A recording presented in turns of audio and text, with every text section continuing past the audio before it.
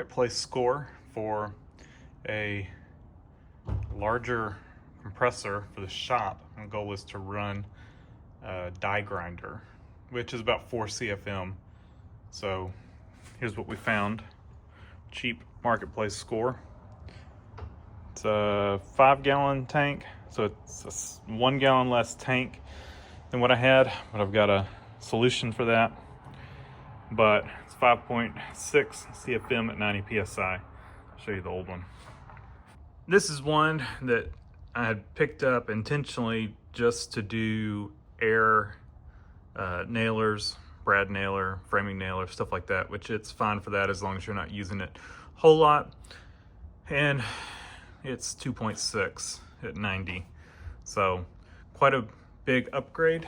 We've essentially over doubled our air capacity, but it does have a 6-gallon tank, so stepping down there, but the compressor itself will be able to keep up, and this one could not. So we're gonna take this one back to the shop. It's going back to just air nailer use. I just needed something in my garage to be able to do a few things, and this is what I had, so it was what I was using, but it just did not do what I wanted to be able to do with it. So anyway, it'll go back to its intended use. Okay, I don't know where we left off on this thing. I showed you it.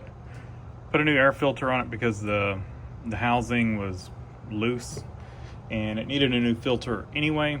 Where the housing connects to the hex part was all wobbly. I don't know, I think it was kind of bent too, so I think it got bumped on the air filter and it kind of loosened it up and made it wobbly. But anyway, new housing with a new filter. It was cheaper. Well, I was going to replace the housing anyway, but it was like $7 for the whole thing with the new filter. So here, I said the capacity on this is smaller. Well, before we get to that, I've been chasing some air leaks on this thing.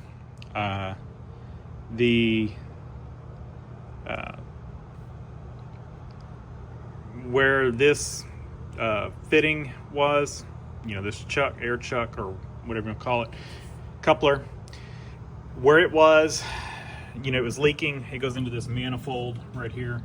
It was leaking there, and the fitting itself, when something was plugged into it, was leaking. It wasn't leaking when it was sealed, but if you had something plugged into it, it was leaking around here. This one was not, and this one looked like it had been replaced. I've since replaced both of them, but this one looked original. It's kind of rusty. So I went ahead and replaced both of these, and my connection here after I got done was leaking, so I had to take it back off, redo it again. And then I had a leak. This end plug was leaking, so I took that one off, cleaned the threads on it, and new thread sealant, and put that thing back in there. I haven't been able to find any other leaks. So I like to keep, old spray bottles and just mix up, just a couple squirts of dish soap and water. And I just keep that in the shop. You can use it for cleaning. You can use it for finding leaks, whatever. It's just handy to have. I haven't been able to find any other leaks, so I think we're good there. And double check that fitting. That one looks good. And that looks good. And little bubbles like that on this that's just from spraying it. They'll blow up to big bubbles. I go a little heavy on the soap concentration. If you go too thin, they don't make big bubbles, and you want big bubbles to be able to find it, because otherwise, you got that little stuff and you're like, well, is it leaking there? But the ratio, I've got it mixed up. It does big bubbles when there's a leak. So for more capacity, what I've done, well, first of all, I added an air hose reel. I've had this one new in the box in the shop for years, and I just never put it up because it's only a 30-foot hose, which is a little short unless I do the shop. I need to plumb shop air into the shop, but I just haven't done that yet. maybe it would have worked at the door, but I've got a big air hose reel that I plan on putting at the shop, so I don't know that I needed this little one, so I figured I could put it to immediate use here. So we've put it there. Prior, I was using that little coiled up thing with the other compressor. Haven't decided yet if I'm gonna keep that. I might go ahead and plug it up and keep it here and use that for just at the workbench, and this one for going out there, or I can pull this one out and use it at the workbench too. I haven't decided yet on that. I did grab another air hose while I was at the shop, so that's a 25 foot, and that's just to add on to this if needed. I don't know if I'll need it, but it's there if needed. So for more capacity, so I've got this 5-gallon air tank. This is one of those little portable tanks to air up tires. I rarely use it. I've got another one that's a little bit lighter weight. It holds like maybe 2 gallons that I normally end up using. I normally don't need like a 5-gallon one. And with the portable inflators and stuff, I just never use this thing. So my idea was, and it's pretty rough. The gauge is pretty busted up on it, but we really don't care for this use. The hose was leaking on it, so I'd replace the hose on it. And of course, I put a new fitting on it. But what we've got, so coming out of the compressor, it comes down and it goes to a T, and it goes to this, and then it tees off, and it's got another air fitting that goes to a double end male fitting that plugs into this, that goes into this tank. So that gives us double our tank capacity. Now, these are not the highest flowing. I don't know if you've ever looked inside of one of these valves on these tanks. They are not, the hole in them is tiny.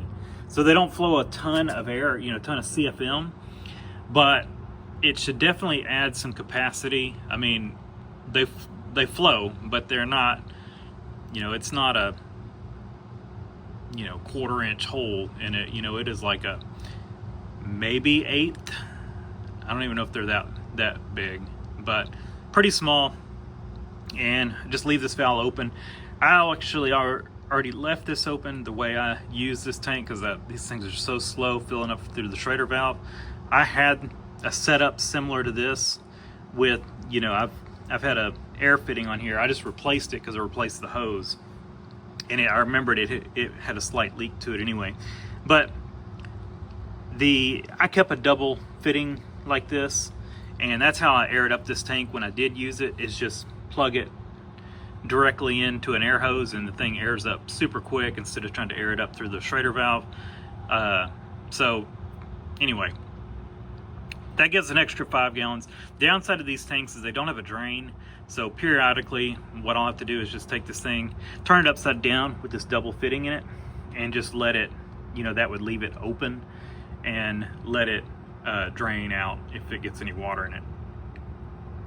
So that's it. The only other real downside to this, they don't flow very well. The other problem is we're putting regulated pressure into it. So our main air tank here, is going to have full pressure. So just say, whatever it's set to cut off at, 140, or it looks to be like it's cutting off about 140 psi. But like our regulator right now is set to 125. So and I'll probably back it down closer to 100, maybe 110, and leave it regulated about like that. And so we're only putting that much air into the tank. We're not putting full tank pressure, full main tank pressure into that tank.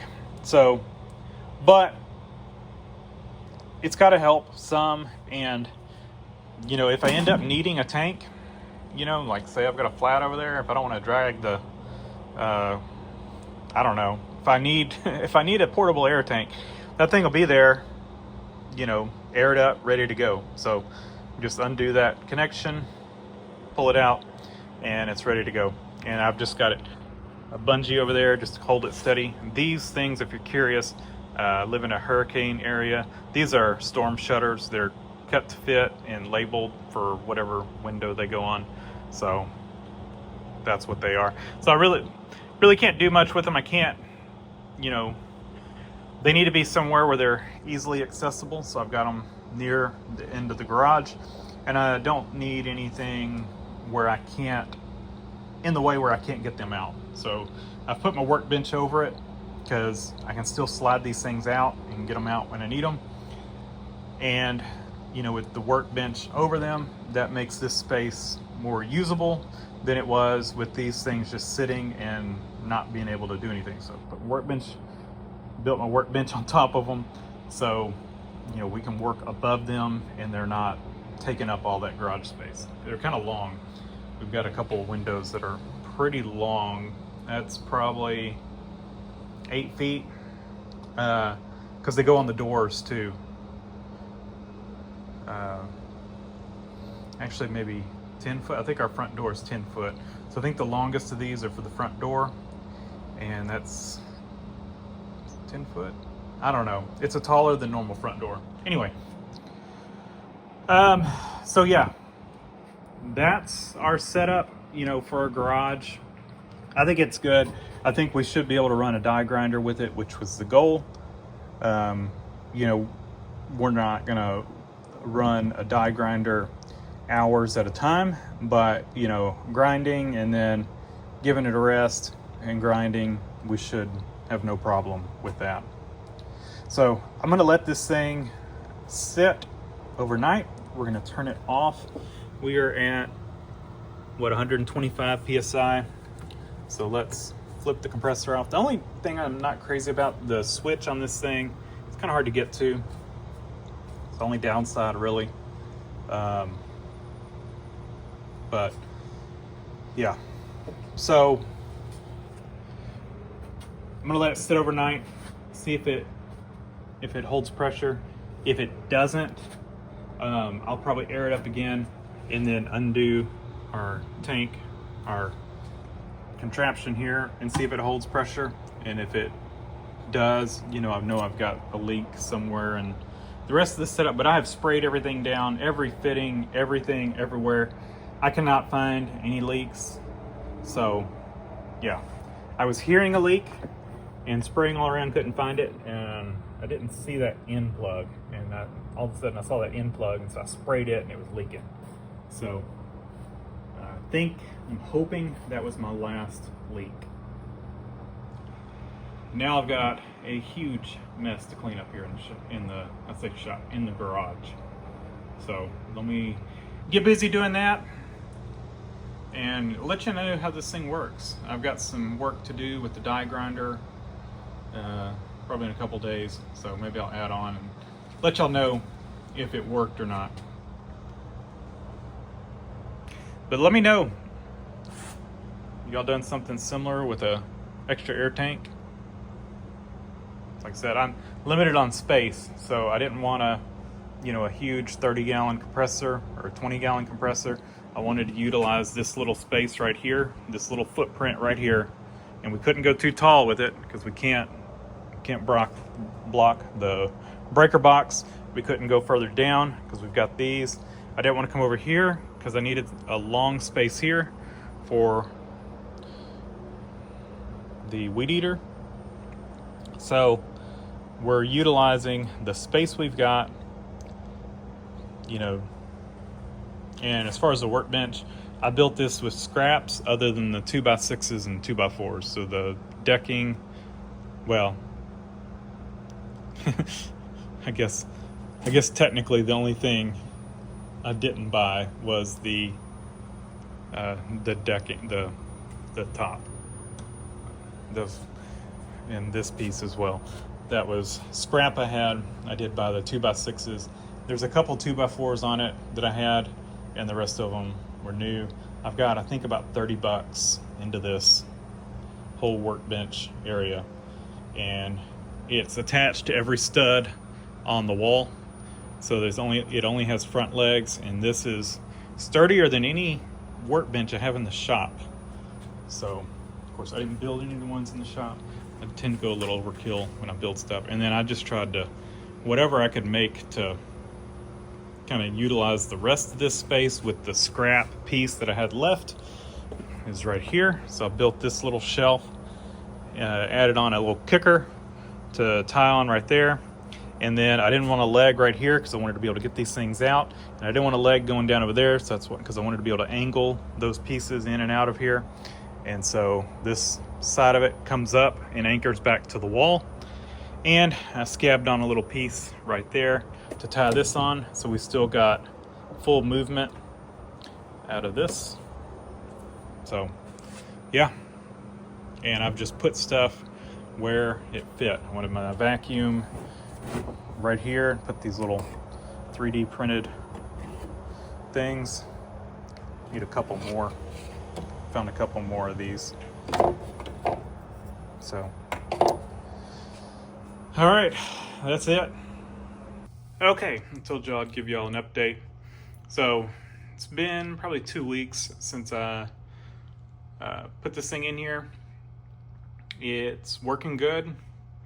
It does slowly leak down over time.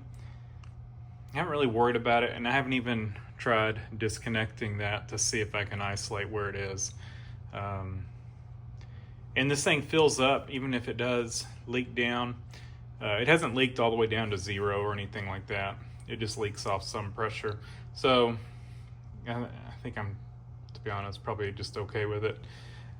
But I did today, used it quite a bit with my die grinders, and I'll say this angle one seems to consume quite a bit more air. Not sure why, but it probably, you can run it maybe about 5 minutes, and then you can feel it, and the compressor's running, and you can feel it start to slow down. I haven't come over here to see what the pressure's at, but it's definitely not quite keeping up with it. It's probably good enough at the 5 minute mark. I mean, that's kind of probably a good stopping place anyway. This one, it seems to run it fine. It'll stay, the compressor will stay running, but it doesn't slow down. But I don't want to run this thing too much. I was running it probably a little harder today than I'd like to. Probably max run time constant though that I let it run was probably about 10 minutes. And then I would just stop and let it, you know, build up pressure and have a break and cool down. I forget what the duty cycle is on it. It's not super great. I don't want to burn it up. I did throw that fan on it because I mean it's got some clearance. I mean, it's not right up against the wall, but, and then it's open. It looks like it's right up against here, but you know, that's only that thick, and then it's completely open. So it's definitely got room to suck air. But I threw that fan on it just to give it some extra cooling because I was running it quite a bit. I probably did die grinder work for 3 hours. I had the wire brush. What I would do, I had a wire brush on the drill. I was cleaning some metal, and I would switch over to wire brush and let this thing cool down, and it worked out well. You know, I don't think I got it too hot or anything. So overall, happy with it. It does what I need it to do. It keeps up good enough for what I need to do. Majority of the time I'm going to be using this die grinder, and it keeps up. I did have a thought on the air tank.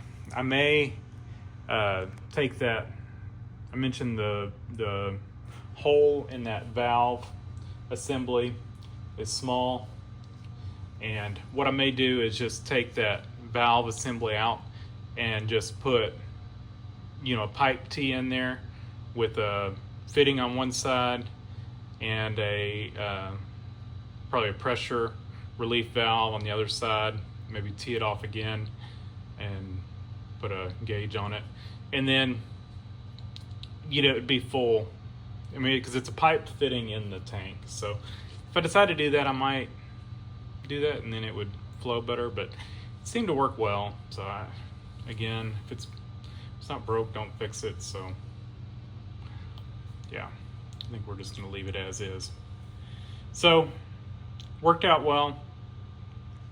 Probably the least thing I like out of all this is the hose reel. It's all right, but like I said, I've had that thing for years, and I think the hose itself is probably, maybe with some use, it'll loosen up a little bit, but it's pretty stiff, and it doesn't want to roll and unroll real well. I haven't looked to see if I can change out the hose in that and put like a Flexzilla in there, but I think we'll just keep trying it and see if it gets any better. I guess it's functional, it's just not my favorite. So, and if you're curious, I paid $70 for this compressor. I think that was a decent deal. I have no idea, what it cost new, but the guy showed me it was working. Really, the only thing that was wrong with it is it had a few air leaks, and I replaced the two, fittings. So that was really it. It's a high CFM for the size of it. You start looking at smaller compressors, and you're not going to find one that's 5.6 CFM. Assuming they're not lying about their numbers. I did a little research. I think these were sold at Costco, from what I could find. So no idea on the quality. It's definitely got a little bit of age to it. No idea how old it is. So, but for $70, sold. And I'm happy with it. Fits my needs. It should do well. So thanks for watching. Leave a comment down below, hit the like button, and subscribe for more.